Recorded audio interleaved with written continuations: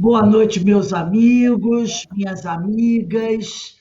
Hoje, dia 15 de dezembro de 2022, nós estamos aqui na Sociedade de Estudos Espíritas Francisco de Assis, no bairro Moré, em Petrópolis, na região serrana, e muito felizes, porque estamos hoje recebendo nosso irmão queridíssimo, Vitor Eduardo, que agora está abrindo uma nova frente de trabalho, o Núcleo Jesus Gonçalves, nos Estados Unidos, em Salt Lake City. Vai ser fácil, muito fácil para ele, ainda mais que é uma região onde não tem nenhum centro espírita.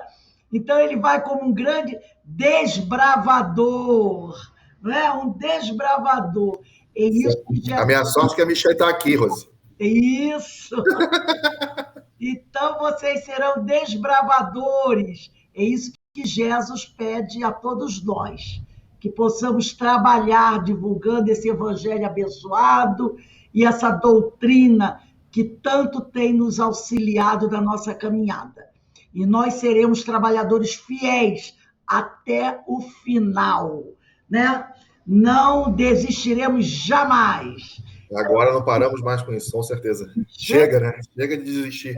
Dessa vez vai. Dessa vez vai. Então, meus amigos, nós estamos muito felizes. E hoje o nosso querido irmão vai conversar conosco sobre um tema deste livro, Caminho, Verdade e Vida, psicografia de Francisco Cândido Xavier, pelo Espírito de Emmanuel.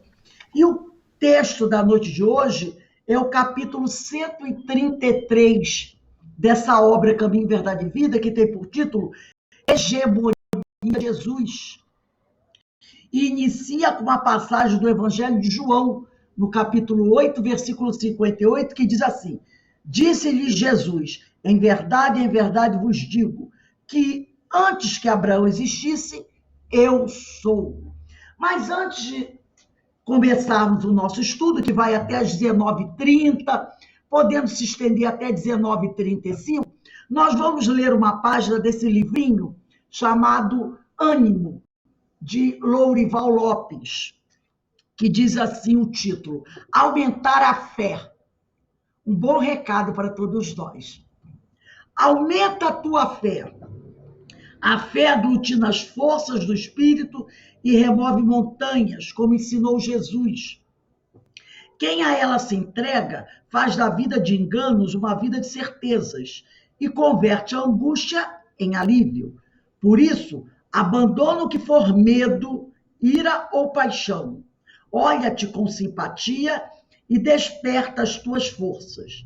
Ativa e põe em execução o que tens de mais positivo e correto. E remove as tuas montanhas de contrariedade. Sempre que necessário, afirma-te com qualidades, ideais, paz e esperança, que eles, uma vez chamados, brotam e te fazem bem. Os reservatórios da providência divina se abrem para os que usam as torneiras da fé. Então, nesse momento, vamos elevar o nosso pensamento ao alto, o nosso pensamento ao Pai, a Jesus Gonçalves, a Francisco de Assis, a esses espíritos amigos que conosco se encontram, pedindo ao Pai que abençoe os nossos bons propósitos, que fortaleça cada vez mais as nossas energias, nos dando ombros fortes para que cada um possa carregar a sua cruz, cumprir com as suas missões, trabalhar incansavelmente na seara do Senhor, realizando aquilo que o Mestre espera de cada um de nós. Também não podemos esquecer nesse momento de pedir ao Pai a sua misericórdia para com todos os nossos irmãos mais sofridos, aqueles que ainda se encontram, Senhor, perdidos, desorientados, necessitados de uma palavra de consolo, de uma palavra de esperança e esclarecimento. E assim, envolvidos por essas vibrações que caem do alto, te pedimos, ó Pai, que abençoe o nosso irmão Vitor Eduardo e a sua família, fortaleça suas energias e que ele possa nos trazer a sua palavra evangelizada, que com certeza ajudará todos nós a compreendermos melhor os ensinos do Mestre Jesus. E te rogamos mais uma vez, ó Pai, que nos abençoe, que a sua misericórdia possa sempre nos alcançar e que nos permita, nesse momento, darmos por iniciada a nossa reunião pública desta quinta-feira. Graças a Deus. E, Vitor, a palavra está com você. Como eu disse, você tem até 19h35 para fazer as suas reflexões. Fica em paz e pode iniciar o teu trabalho. Muito obrigado, Rosane. Boa noite a todos. Para mim é boa tarde ainda, né? Mesmo ainda aqui nos menos 2 graus de Salt Lake City, né? Com neve lá de fora, né? Mas boa noite a todos. Rose, mais uma vez, né? Eu fico muito feliz de estar aqui, muito feliz mesmo.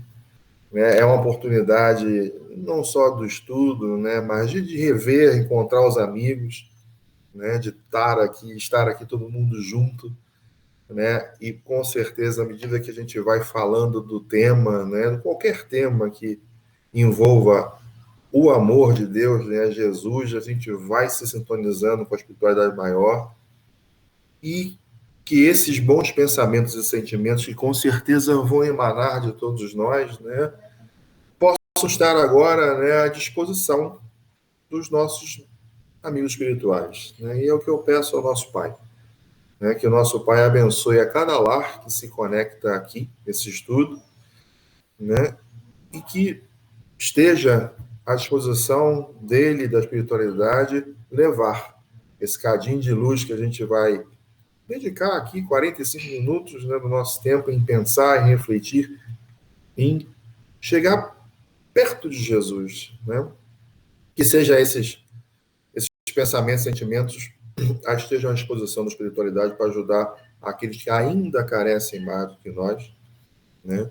Então, é o que eu desejo, né? Pedindo ao Pai que abençoe a cada lar, a todo mundo, a todos nós aqui, né? Que sintamos essa presença amiga dos benfeitores que acompanham não só a casa Francisco de Assis em Petrópolis, né? Essa cidade linda que tem sofrido um bocado, né? Com chuvas, inundações, né? Mas que tenha paciência acima de tudo, né? Para vencer mais essa prova, né? Às vezes, sei que a gente às vezes não pode perder a esperança, a mensagem de fé, a gente não pode perder a nossa fé e a nossa paciência, né? Mas bom estar aqui. Obrigado, Rose, mais uma vez. Feliz mesmo de estar aqui. E essa noite, né? A gente falar de Jesus é uma bênção, né? É difícil, até pela nossa distância espiritual de Jesus, né? Mas é importante, até porque, à medida que a gente fala de Jesus e lê a mesma frase, que seja 20 vezes, a gente vai, pelo menos, tomar uma noção o quanto longe ainda está dele, mas isso já é o suficiente para ter que despertar em nós um trabalho de preciso correr atrás do meu caminho, do meu prejuízo, vamos dizer assim, né? Mas preciso continuar nesse caminho e realmente chegar até o Mestre. Né? Mestre esse que nunca nos abandonou. Nem ele, nem o Pai. A gente é que faz uma rebeldia e abandona. Mas eles, mesmo assim, não abandonam a gente. Né? E para a gente poder começar a falar dessa hegemonia de Jesus, né, a gente precisa fazer um exercício, até um exercício para nos acalmarmos, né? Então, a gente precisa fechar os nossos olhos, né? Fechar os nossos olhos, respirar fundo, e a gente precisa, nesse momento de olhos fechados, sair da Terra. A gente precisa imaginar que está lá no Sol. E aí de lá a gente abre os olhos. E aí de lá a gente vai abrir os olhos e vai começar a ver os planetas e a ver o nosso querido planeta Terra. E é de lá, nessa reflexão de estar no Sol olhando para a Terra, que a gente vai começar a ter um pouco do ponto de vista de Jesus sobre a terra. Um pouco do ponto de vista de Jesus sobre a terra, porque ele está um pouquinho além do sol, né? Mas é o suficiente para a gente o quê? Sair da terra e poder falar da hegemonia de Jesus lá das esferas mais altas. O máximo que a gente conseguir chegar a cada um de nós aqui, né? Porque uma das primeiras coisas que nós teremos que fazer para falar de Jesus é separar o divino do humano. É uma condição sine qua non. Que a gente vai poder falar de Jesus do Espírito encarnado, que esteve aqui há 2000 anos atrás, que realizou milagres, que viveu com pescadores, que ensinou, que perdeu a paciência no Sinédrio, que fez milagres. Ah, como é que ele fez o milagre? Ele médio, materializou e morreu na cruz. Só que aí a gente vai estar limitando ao extremo, ou sendo até injusto com a altura com quem realmente é Jesus, né? A doutrina dos Espíritos, ela nos ensina muito bem que há um aspecto material, um aspecto espiritual em toda a obra da criação, aonde o espiritual transcende o material. E a doutrina nos ensina isso e nos ensina a olhar a tudo com os dois olhos. O mundo material evolui e o mundo espiritual evolui. O espírito evolui para o material. O material vem junto, mas o espiritual ele sempre vai transcender, né? E aí a gente vai olhar Jesus do lado humano? Não. Não. Eu sei que para a gente é difícil, a gente acaba usando materiais, palavras de comparação para o nosso entendimento. É válido. Ah, é um médium, é um médico, é um mestre, é um psicólogo. É entendível. Mas isso é humanizar, no sentido de transformar Jesus num homem. E Jesus não é humano. Jesus é divino. Ele é divino. O Cristo Jesus é uma inteligência divina que transcende o tempo. Eu sei que é difícil para a gente ainda captar o tamanho dessa mensagem, mas sim, Jesus é divino, é uma inteligência divina, é uma potência angélica, como Emmanuel vai se referir aos Cristos no caminho da luz, a caminho da luz. Potências angélicas. Então, a gente tem que ter muito cuidado, por mais que a gente faça essas comparações, a gente não pode transformar Jesus num homem.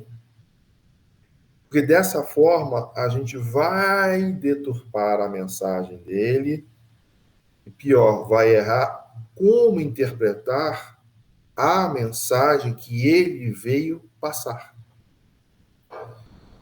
E que a gente, né, pode soar estranho, mas, meus irmãos, a gente já erra isso tem alguns milênios, que a gente erra essa interpretação de Deus, Jesus, material, humano. Né? Que Deus está sentado num trono, esperando a gente chegar numa área, numa terra prometida. Né? Que Jesus morreu na cruz, acabou. E aí discute-se há 2000 anos, não, casou, separou, teve filho, não. A gente está nessa briga há pelo menos 2 milênios. Eu vou dizer desde Capela. Então, a gente está na hora da gente ler essa mensagem de Emmanuel, né? E por que hegemonia de Jesus, né? O que é? Quem é Jesus, né?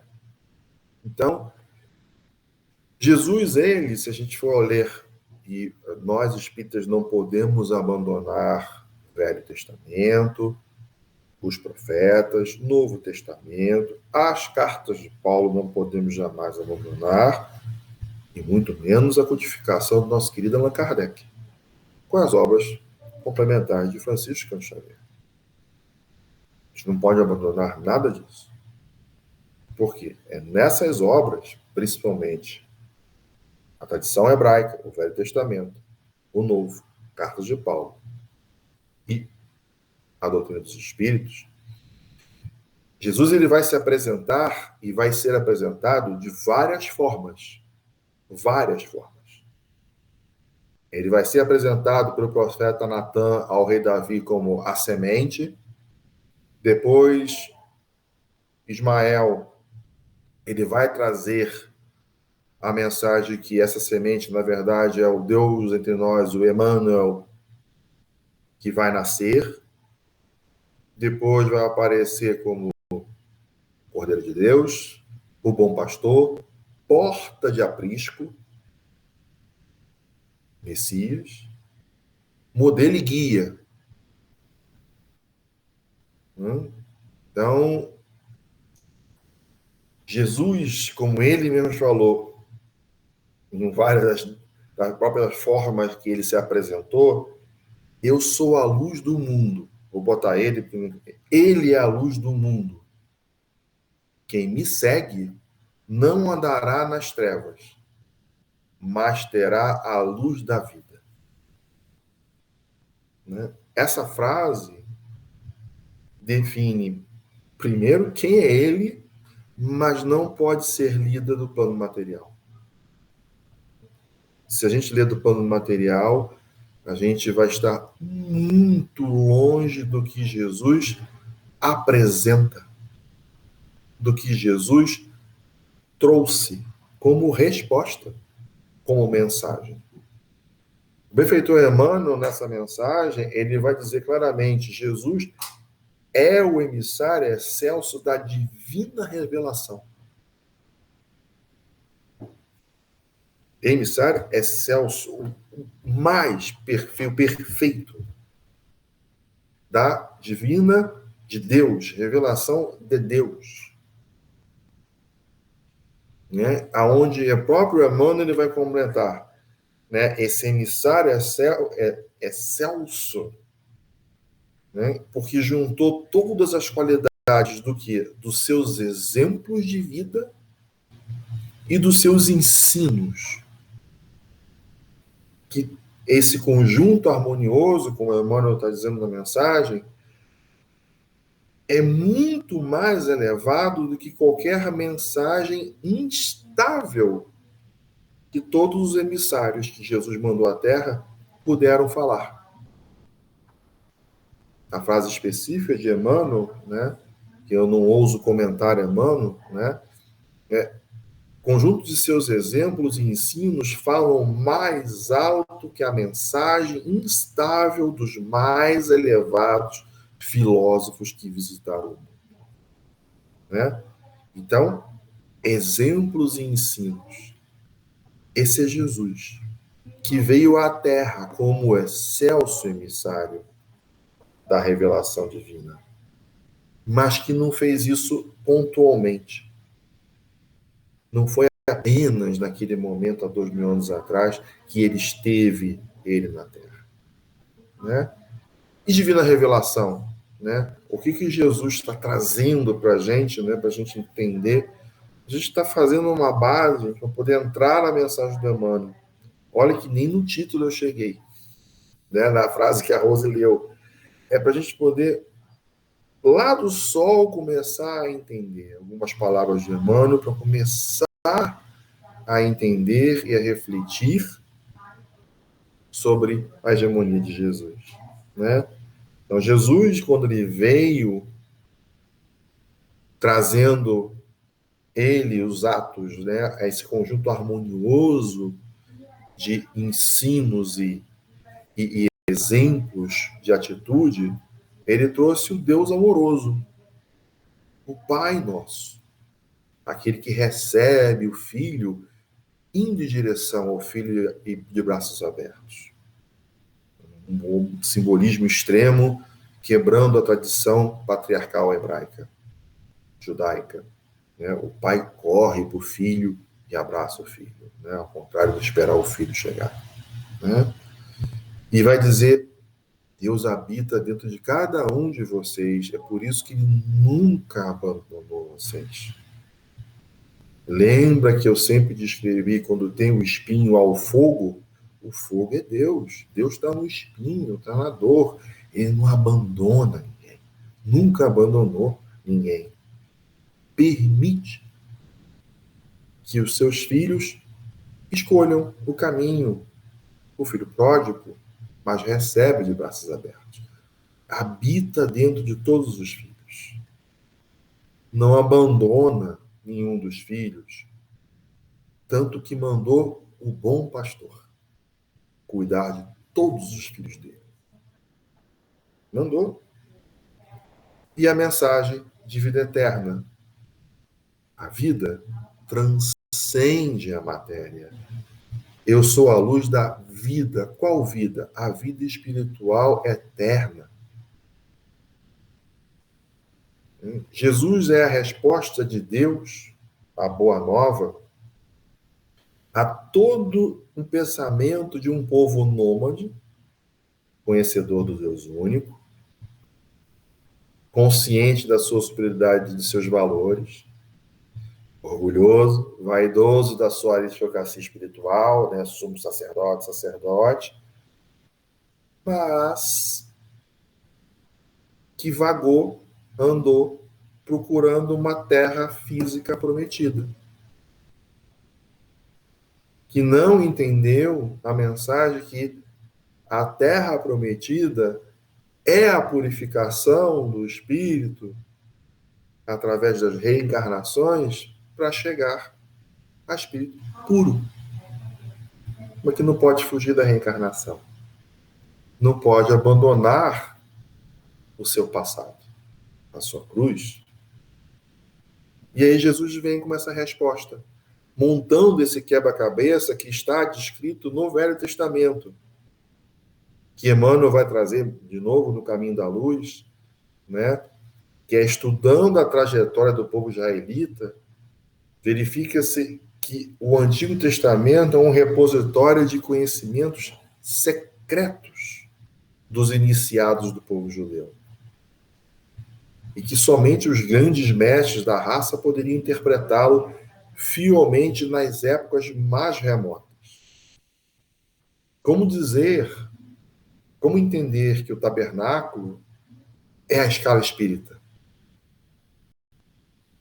O espiritismo é a chave para entender tudo, inclusive o que foi falado por Jesus. Então, a Torá tem 70 faces, então como entender esses conhecimentos secretos que estavam divulgados no Velho Testamento, tabernáculo é um deles, vou citar de novo, né? Como entender isso? E Jesus vai dizer que ele é um tabernáculo. Como entender isso tudo? Primeiro, se a gente não sair do humano e for por espiritual. E como hoje, com a grande chave, que é um consolador, para entender isso tudo. Então, aí está Jesus. Aí está a capacidade de um Espírito Cristo. Por isso que a gente não pode tratar Jesus, para a gente poder falar dessa mensagem, como um homem. Ele esteve na Terra, mas ele é divino. Ele está muito além de um plano material. Então, criando essa base, né, a gente pode resumir essa base, separar divino e humano, Jesus é divino, ele não é humano, vamos usar a chave que ele mesmo falou. O meu reinado não é desse mundo. Meu reino não é desse mundo. E o nosso querido Allan Kardec, na sua sabedoria, né, que dedica um capítulo do Evangelho segundo o Espiritismo para justamente posicionar Jesus no lugar dele, transcendendo a matéria, o tempo. É o Filho de Deus, o Cristo, o Messias, o modelo e guia da humanidade terrestre. A resposta de Deus a todas as perguntas de um povo monoteísta, que veio trazido de capela para cá como que tinha mais base, entendimento do Deus único, mas o mais endividado. Então Jesus, ele é o Evangelho. Ele é a Boa Nova. E para a gente poder entender isso tudo, mais uma vez, meus irmãos, a gente precisa olhar Jesus lá do sol, para estar do ponto de vista dele e para poder fazer ele ficar divino. Né? Lembrar, né, eu citei logo no início, mas quando Emmanuel vai abrir o caminho da luz, né, que ele vai falar, né, Emmanuel vai revelar que Jesus é o governador do orbe terrestre, desde a criação. Né? Então é mais um governador. Né? Emmanuel vai ler o trechinho aqui para a gente ver quanto é bonito, né, para ver como isso é profundo e longe do nosso entendimento, e não pode ser um entendimento material. Né? Rezam as tradições do mundo espiritual que, na direção de todos os fenômenos do nosso sistema, existe uma comunidade de espíritos puros e eleitos pelo Senhor Supremo do Universo, em cujas mãos se conservam as rédeas diretoras da vida de todas as coletividades planetárias. Essa comunidade de seres angélicos e perfeitos, da qual é Jesus um dos membros divinos, ao que, se não for dado saber, apenas se reuniram na proximidade da Terra para a solução de problemas decisivos 2 vezes. Uma, quando a nebulosa saiu do Sol para criar a Terra, e depois para decidir a vinda do Cristo na carne. Comunidade de espíritos angélicos e perfeitos. A gente não tem noção do que é isso. A qual Jesus faz parte. André Luiz vai chegar mais próximo, e é uma definição que eu gosto, que está no Evolução dos Mundos. Jesus é co-criador em plano maior do planeta Terra, em comunhão indescritível com Deus. Indescritível com Deus. E aí ele se apresenta, o Pai e eu somos um só. A comunhão é indescritível. Como André Luiz coloca, ele não tem como descrever. Então, essa base, gente, é para a gente poder entrar no assunto. Né? Então, ele é a luz desde o princípio. Desde o princípio, ele é a luz. Nas suas mãos misericordiosas repousam os destinos do mundo. Todas as coisas humanas passaram, todas as coisas humanas se modificarão. Estamos em evolução. Ele, porém, é a luz de todas as vidas terrestres, inacessível ao tempo e à destruição.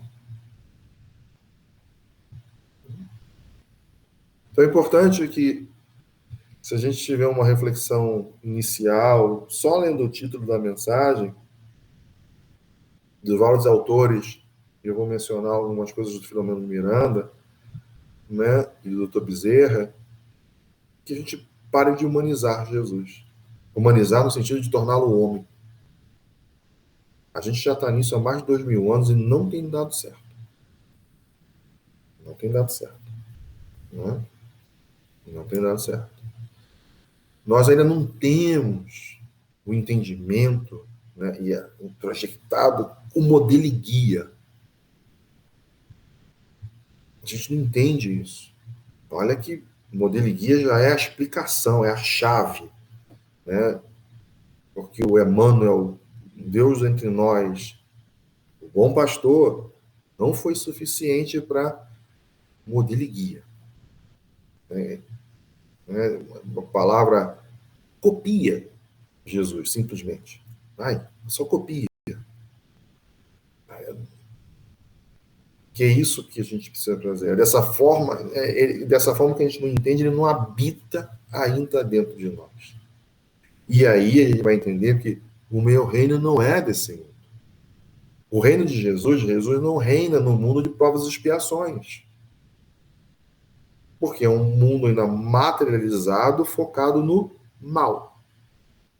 Então, um mundo materializado, focado no mal, ainda Jesus não habita no coração de ninguém. Não há um reinado do amor. Meu reino não é desse mundo. Mas ele é lá da frente. Porque precisa, todo mundo vai chegar lá. Essa é a luz consoladora. Esse é o grande caminho que Jesus nos mostra. Aqui, em provas e expiações, ainda não. Mas eu estou aqui, não abandono ninguém, e sim, vocês vão chegar lá. Vocês vão chegar aonde eu reino. Aonde eu reino, porque as suas atitudes têm as minhas atitudes como modelo e guia. Os seus ensinos têm os meus como modelo e guia, porque eu e o Pai somos um só. Comunhão indescritível. Então, ele governa o homem, mas ainda não, nós não temos Jesus como nosso modelo e guia, né? Ainda não fizemos nascer, crescer e dar frutos dentro de nós as virtudes que o Pai colocou. E ele nos mostra como agir justamente para que aquelas virtudes nasçam, virem árvore, flor e deem frutos, bons frutos. Demanda trabalho e tempo. A gente vai chegar lá. Essa é a outra luz consoladora, né? E essa superioridade que Jesus, que é a mensagem que Emmanuel está trazendo. Eu vou entrar agora na mensagem, então já acho que já dá para sentir que não é impossível esgotar essa mensagem em, em uma conversa, né? Se a Rose quiser trazer essa mensagem todo mês dos próximos 50 anos, eu acho que não dá para esgotar ainda não. Nem numa reencarnação a gente vai conseguir esgotar o que essa mensagem, na verdade, a passagem de João quer dizer. Mas vamos lá. Vamos andar um pouco para a gente poder ter um pouquinho do ensinamento e ficar aí, como diria o Haroldo, né? A gente imprime a mensagem, bota na geladeira, né? E lê 50 vezes, né? O Haroldo gosta, adora essas frases, né? Então vamos lá. Vamos tentar sair do título, porque o título sozinho. Não? Então, disse-lhe Jesus: é verdade, vos digo que antes de Abraão existisse eu sou. Tá? Bom, aqui já começa uma coisa interessante, que Emmanuel não escolheu uma mensagem dos evangelhos sinóticos, Mateus, Marcos e Lucas, que contam basicamente a mesma coisa, né? Ele vai pegar o evangelho de João. O evangelho de João, ele escrito já na ilha de Patmos, né? Já depois, 100 anos depois, né? Da vida, quase 100 anos depois da vida de Jesus, né? E o evangelista, ele está contando uma história da maneira que ele testemunhou, uma história amorosa, né? Então, a história que ele também, ao lado de Maria, como ele culta de Maria em Éfeso, quando ele muda para Éfeso, né? Ele também vai receber aquilo tudo de Maria, né? Como Maria viu o filho dela, né? Então ele conta essa história. Ele não começa com a gênese de Jesus, como Mateus vai começar, né? Na tradição hebraica, né? Dando toda aquela hierarquia, né? A árvore genealógica de Jesus, desde Davi, né? 14 gerações. Ele não. Ele faz uma gênese Sim, de fato ele começa com a Gênese. Mas a Gênese, muito interessante, porque a preocupação do evangelista é mostrar a divindade de Jesus a todo momento. A gente lê o Evangelho de Jesus, o Evangelho de João, ele vai mostrar a divindade de Jesus, todo o sofrimento de Jesus na cruz e o após-cruz, mas sempre ressaltando esse lado divino de Jesus.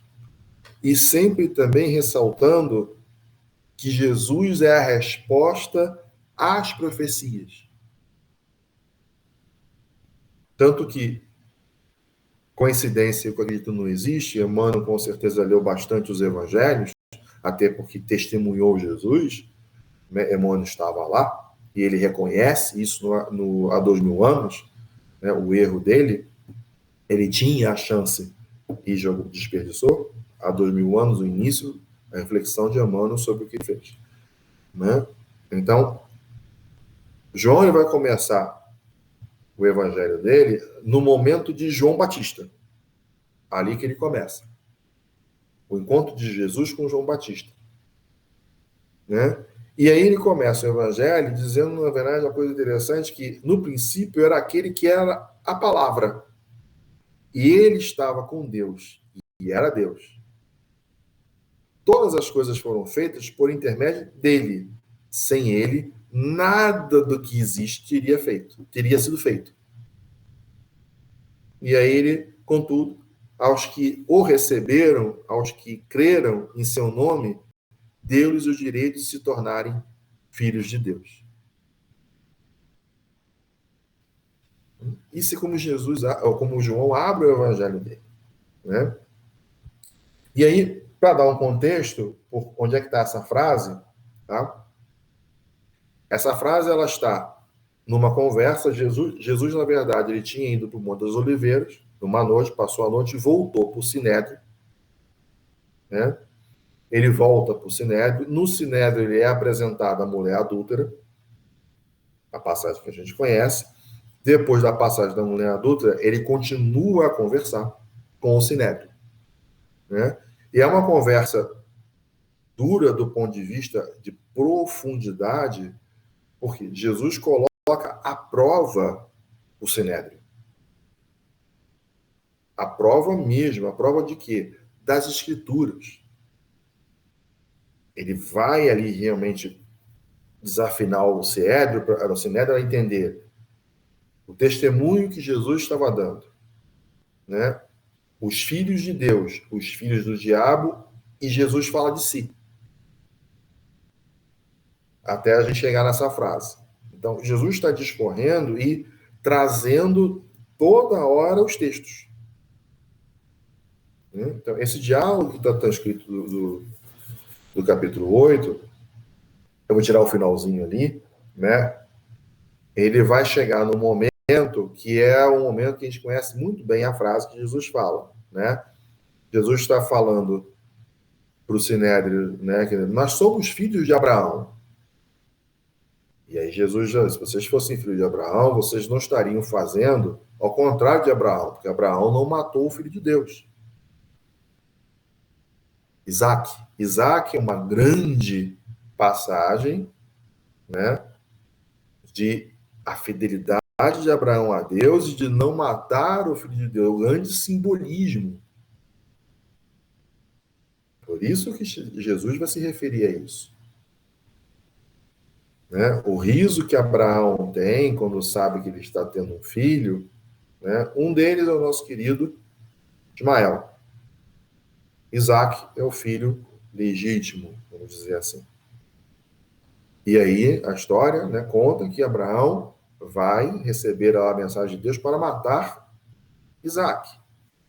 Prepara um jumento, prepara Isaac, um servo, e ele, com 100 anos, anda até o monte, ninguém monta no jumento. O jumento aparece na história pela primeira vez. Vai aparecer uma segunda vez, quando Jesus entra montado no jumento, e vai aparecer uma terceira vez com Francisco de Assis, também sem ninguém montado. É acaso, gente? Não, não é por acaso. Não é por acaso. O único que pode sentar no jumento é o Messias. Mas Abraão vai lá. E Abraão escuta a Deus e não mata o filho de Deus, Isaac. É isso que Jesus está se referindo ao sinédrio, ou seja, não aprenderam a entender o texto. E aí Jesus vai falar a frase, né? Conhece a verdade e ela vos libertará.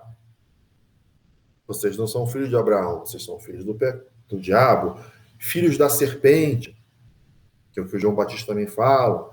Ou seja, filhos que estão pecando. E aí, aquele que está comigo está liberto, porque conhece a verdade e a verdade vos libertará. Essa frase está toda nesse contexto. E aí Jesus continua, e eles continuam insistindo que são filhos de Abraão até ali, ó. Vocês não o conhecem, mas eu o conheço. Se eu dissesse que não o conheço, seria mentiroso como vocês. No sentido que vocês não conhecem Abraão porque fazem o oposto de Abraão. Estão matando o filho de Deus. E Abraão não matou Isaac. Mas eu, de fato, conheço e obedeço a sua palavra. Abraão, pai de vocês, regozijou porque viria o meu dia. E ele se alegrou. O dia do Filho de Deus na terra. Disseram-lhe os judeus, você ainda tem 50 anos e viu Abraão? Aí vem a frase. Em verdade, verdade vos digo. Antes que Abraão existisse, eu sou. E aí eles pegam pedrinha para atacar em Jesus, Jesus vai embora. É como termina o capítulo 8. Né? Bom, vou trazer muito rápido, a ideia não é a gente falar disso, mas só para a gente entender por que Abraão, né? As religiões semíticas, principalmente as monoteístas semíticas, né? Se a gente pegar ou a caminho da luz, o que tem hoje de revelação, ou a gente começa em Adão. Então, Adão, Noé, Abraão, Isaac, o simbolismo, Jacó, as 12 tribos, primeiro povo escravizado, Moisés liberta, Jesus, o Messias, vem. Né? Então, 4.000 até o ano Domini. É o que os próprios espíritos falam, é mais ou menos por aí. Né? Então, essa é a linha do povo monoteísta. Da vinda de Jesus, a gente tem o quê? O judeu que não aceitou o Messias, o povo judeu, o povo hebreu, continua ali como a religião judaica. Né? É uma religião monoteísta. Vamos ter depois ali no século VII, Maomé. Maomé que deturpa a primeira parte da mensagem, ok? A segunda com a espada degringolou um pouco. Né?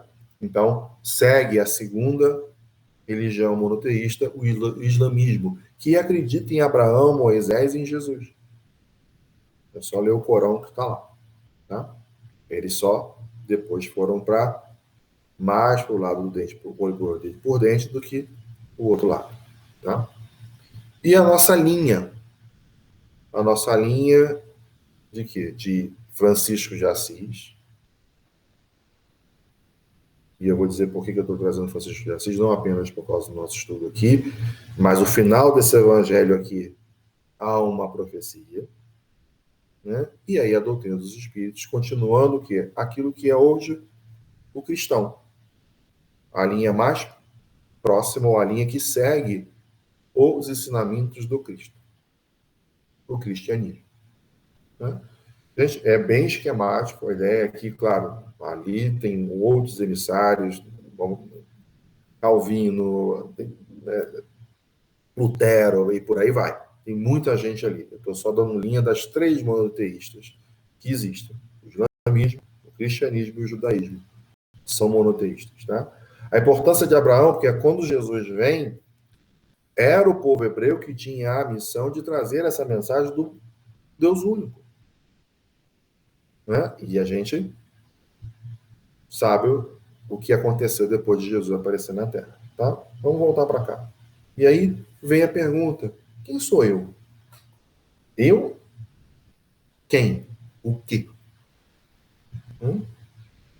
A realeza de Jesus. Vamos de novo lá para o nosso querido Allan Kardec, né? Então, a gente tem ali o enviado de Deus, o tutor amoroso e sábio, veio abrir os caminhos novos, estabelecendo a luta salvadora para que os homens reconheçam a condição de eternidade que lhe é própria. O caminho para a vida eterna, a purificação do espírito, né? A verdade, né? A vinda do Cristo, porém, é diversa. Eu estou lendo, fazendo um paralelo com o nome do livro, até com o que Emmanuel está apresentando na mensagem. Né?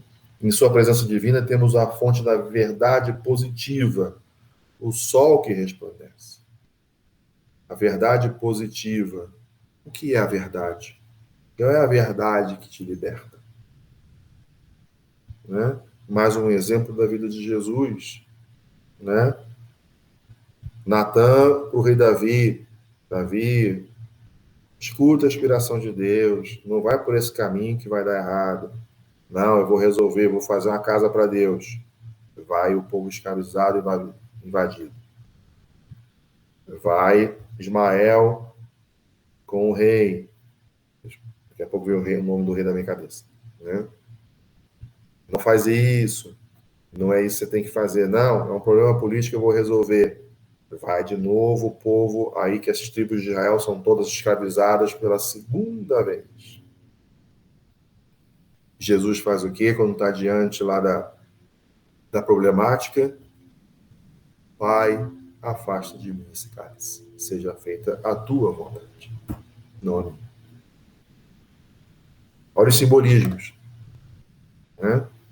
Então, a verdade haverá fazer a vontade do Pai. Essa é a verdade que Jesus veio mostrar. Né? O Cristo já era luminoso, já era o luminoso centro das realizações humanas. A vida.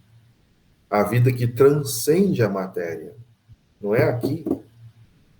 É o reino de Deus que vai ser desenvolvido em nós e a gente vai chegar ao mundo ditoso, como já é a capela.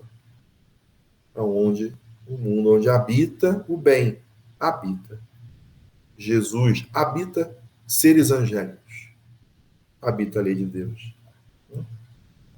Então, isso que é interessante, a gente vir entendendo que Emmanuel está posicionando, né, essa mensagem, né, que Jesus ele é atemporal, a mensagem dele é eterna. Não conseguimos colocar Jesus na escala do tempo. Ele encarnou há 2000 anos atrás, mas na escala do tempo, o que ele trouxe, não tem como. Porque ele não é humano, ele é divino. Ele é além da Terra. A Terra pode acabar, ele não vai acabar. Ele já está além disso, né? Então, Allan Kardec vai trazer essa reflexão, né? Essa realeza que a gente até pode dizer que Jesus teve na Terra, em função de que é oriunda do mérito pessoal dele, consagrada pela posteridade, não revela muitas vezes preponderância bem maior do que cinge a coroa real? A reflexão de Allan Kardec sobre o que? O diálogo dele com meu Deus, está fugindo com o imperador, não o imperador romano, com Roma, quando ele estava diante de Pilatos. Né? Você é rei, tem uma coroa, mas a minha obra, a minha atitude, meus ensinos harmoniosos fazem com que eu tenha uma realeza natural. Embora o meu reino não é aqui. Ele não habita aqui, nos corações de cada um. Mas, ok, as minhas atitudes, os meus atos, demonstram que eu sou acima de qualquer um que está aqui. Né? A reflexão do querido Allan Kardec. Né? A gente pode entender Jesus como uma realeza na Terra, é porque o que ele fez não teve erro. O que a gente vê aqui? Essa é uma reflexão que a gente tem que fazer, né? Fazer e fazer muito, né? Que para muitos ainda é a morte, é o fim, né? Essa pedra de tropeço, essa pedra de escândalo, né? O escândalo da cruz, como Emmanuel vai chamar, né? Que Jesus não errou esse escândalo da cruz, né? O Dr. Bezerra de Menezes vai fazer isso aqui, ó, né? Ele vai dizer algumas frases muito fortes, né? Junto com o Filomeno Miranda, que Jesus não veio como remendão de roupas gastas, como libertador das condutas infelizes que geram desconforto e se apresentam como sofrimento. Então, essa cruz não é a morte de um para salvar todo mundo. Não.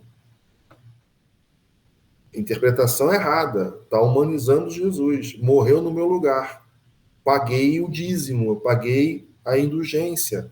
Fizemos isso por mais de 1000 anos. Né? Reza 2 Pai Nosso e volta a fazer bobagem. Qual é a mensagem dele? Vai e não volte a pecar. Então, é isso que a cruz representa, o fim, a morte de um para salvar a todos? Emmanuel vai dizer claramente, o doutor Bezerra está dizendo, não, a morte do Cristo não é um remendão para ninguém. Emmanuel vai dizer que isso é uma transferência de responsabilidade, né, além de uma profunda, uma atitude leviana nossa, é muito cômoda. Porque Jesus morreu por mim na cruz, eu estou livre. Não, a gente está de novo humanizando e não entendendo a mensagem e não entendemos há 2000 anos. Né? E agora? Quando a gente bota uma seta ali. Dr. Bezerra, em 1963, ele deu uma psicografia, isso está na revista Reformador. Somente aqui na vida espiritual vem aprender que a cruz de Cristo era uma estaca que ele, o mestre, fincava no chão para levantar o mundo novo. O caminho de quem constrói para cima, de quem mira os continentes do alto, de quem mostrou o que é carregar uma cruz, que não era nem a dele, mas ele carregou a cruz sem errar. Em nenhum momento. Para alguns, Jesus ficou calado. Para outros, Jesus cumpriu a profecia. Ele não podia e nem iria tropeçar nesse escândalo. Ele fica calado. A única coisa que ele fala, como diz Emmanuel, olhando da terra para o céu, é: Pai, perdoa porque eles não sabem o que fazem. Não errou. A gente carrega a nossa cruz até o final. Seja feita a vontade do Pai. Não é a minha. Eu não vou bater boca, eu não vou chamar a justiça do homem, eu não vou acusar para me defender. Qualquer coisa que Jesus fizesse, diferente de ficar calado e falar essa frase, era um erro.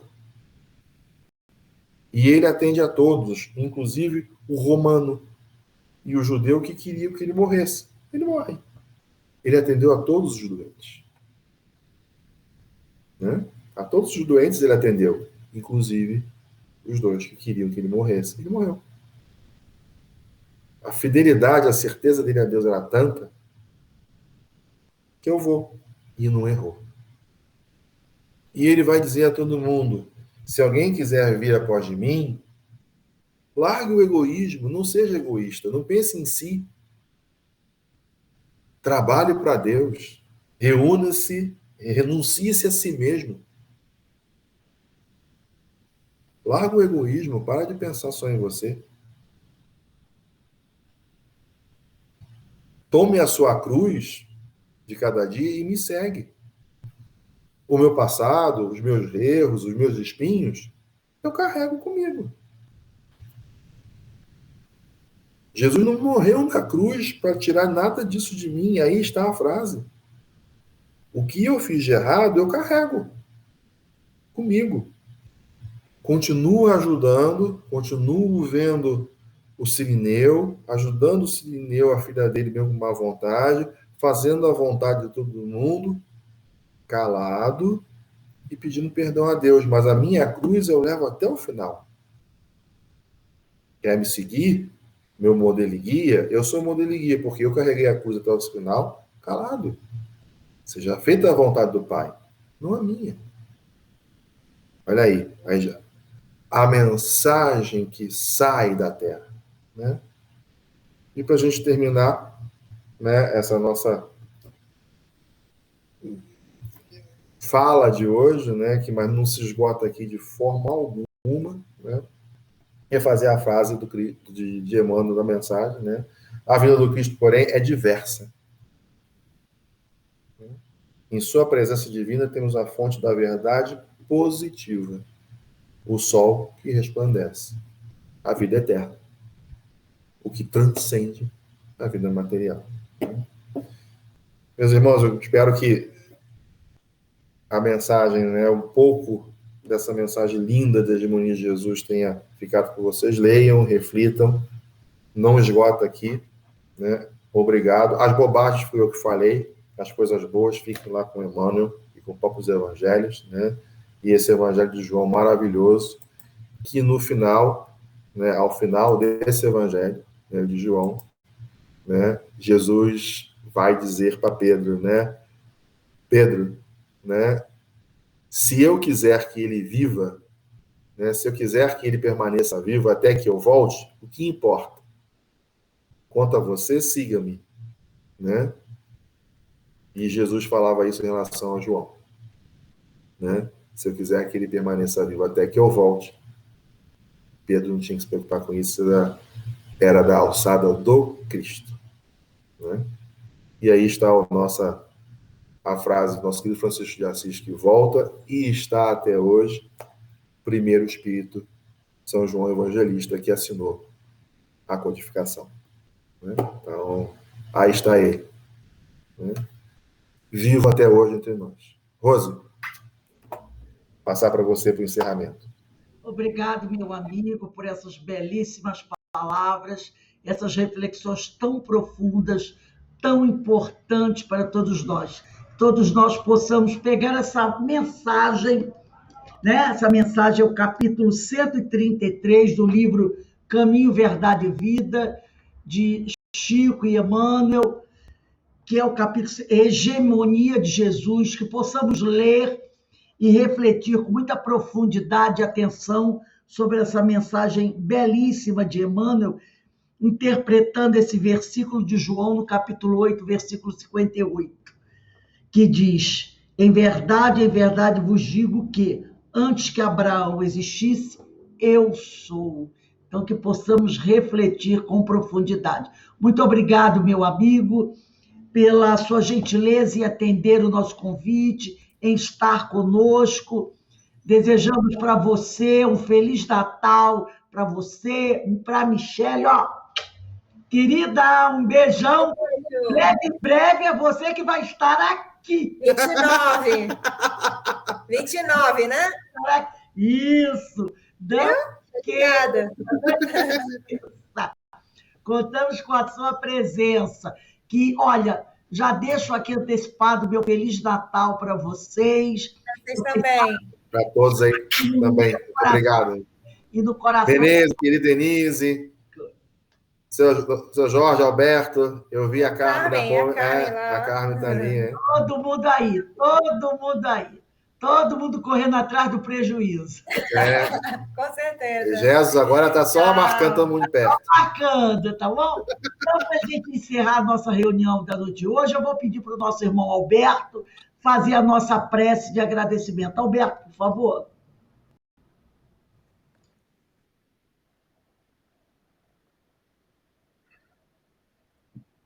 Neste momento em que damos ao término desta apresentação, agradecidos ao Pai Celeste por sua mensagem ao mundo, que foi o Cristo, que através do Cristo estamos diante da mensagem do Senhor, que possamos meditar, refletir sobre os seus ensinamentos tão necessários para a nossa caminhada em direção à terra prometida. Que possamos, em nossos dia a dia, em cada ato, em cada pensamento, em cada sentimento, refletirmos e incorporarmos verdadeiramente todos esses ensinamentos que o Mestre nos trouxe, que são ensinamentos libertadores de todas as imperfeições e que possamos verdadeiramente edificar em nosso templo interior este mundo de luz, de paz, de amor, de fraternidade, que busquemos com intensidade, com perseverança, com vontade firme, o nosso processo de purificação que Jesus exemplificou em suas mensagens, e que possamos aproveitar a oportunidade que Deus nos dá desta reencarnação para podermos despertar para o caminho verdadeiro que o Mestre deixou e que possamos seguir as suas pegadas, seguir os seus exemplos e verdadeiramente viver o Cristo em nossas ações, em nosso pensar e em nosso sentir. Agradecidos a todos os ceareiros de Jesus, todos os falangeiros de Maria, que nos trazem a cada dia a mensagem que o Mestre nos ofereceu. Agradecidos aos Espíritos do Senhor, que, através das suas contribuições, de suas orientações, nos instrui e nos coloca, nos desperta para o caminho. Então, diante desses dias que se aproximam dos festejos de Natal, em que celebramos a vinda do Mestre, possamos meditar sobre todos esses temas, para verdadeiramente nos tornarmos cristãos, cristãos que irão dar bons frutos, que estejamos na árvore da vida vivendo tudo aquilo que o Pai, em sua vontade suprema, deseja de seus filhos, que possamos verdadeiramente caminhar com Cristo em nossos corações e seguindo na direção do Pai. Ao término desta oração, deste momento em que nos encontramos diante do Pai, agradecidos estamos, Senhor, pelo envio de vosso Filho Jesus, que veio nos instruir e nos mostrar o caminho da verdade. Agradecidos estamos hoje, agora e sempre.